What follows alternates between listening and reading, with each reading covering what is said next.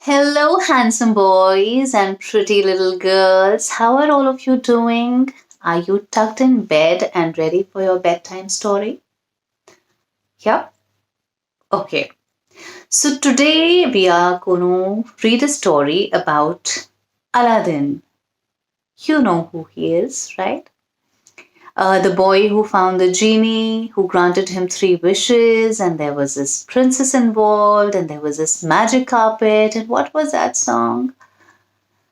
A whole new world.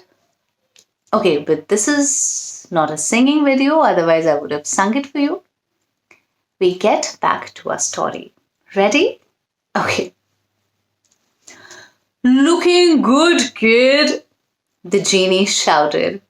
Looking good.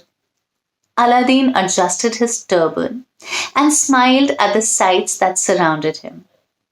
Things in Agrabah certainly looked different from the back of an elephant. Even if that elephant was really your transformed monkey. Abu the elephant, that's a monkey, raised his trunk and trumpeted as if he could read Aladdin's mind.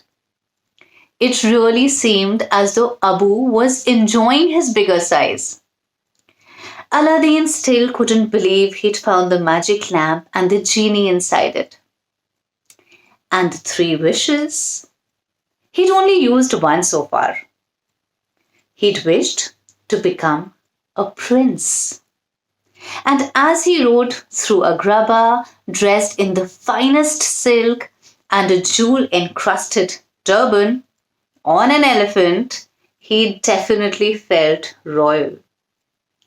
Nobody could call him a street rat now. Princess Jasmine, here I come, Aladdin said as he rode through the crowded streets. He'd wanted to become a prince for one reason, and one reason only: to woo the girl who had won his heart. Princess Jasmine was clever and funny and beautiful, and he hoped that very soon she would become his wife. Abu trumpeted again, and the people in the marketplace turned to watch the royal caravan. Aladdin puffed up his chest with pride, then slumped down again as he looked at the people staring up at him. Some of them looked thin, others were dirty or bedraggled. Aladdin knew what it was like to be poor. How many times had he been in the marketplace with no money for food? More than he could count. Abu, Genie, Aladdin said, we are making a stop. But kid, we've got to get to the palace, Genie objected. Princess Jasmine might not know it, but she's waiting for you. For a moment, Aladdin was tempted to heed to Genie's advice and forget about his plan.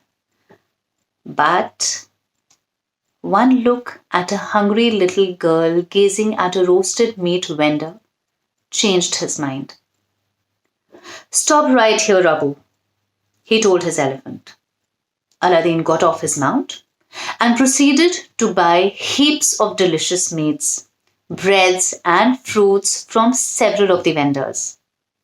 This is for you, he told the hungry little girl as he handed her a loaf of bread and a large piece of roasted meat. The little girl looked up at him in surprise, then ripped off a piece of bread and stuffed it into her mouth. So hungry she was. Thank you, she said later, her mouth full. Aladdin handed out all of his purchases to the hungry people of Agrabah. Then, satisfied, he climbed onto Abu the elephant and continued on his way to the palace. That is our story. Now tell me something. How many of you are being kind like Prince Aladdin? In quarantine, all of us are stuck at home, and there are so many wild and stray cats and dogs and cows and other animals and birds in your locality who are really hungry. So let's make it a point to tell Papa or Mama one person can go out and leave some food for them. Of course, we maintain safety. We do not interact with too many people on the way. And also, if you find any poor people who don't have food because right now people don't have work, remind Mama Papa to help them out, right? Because you're also a prince and a princess and a kind one, and we always help people who we can help, all right? Okay, dream on and good night. Sweet dreams and sleep tight. I'll catch you very soon. And don't forget to like and subscribe. And please tell me how you liked the story.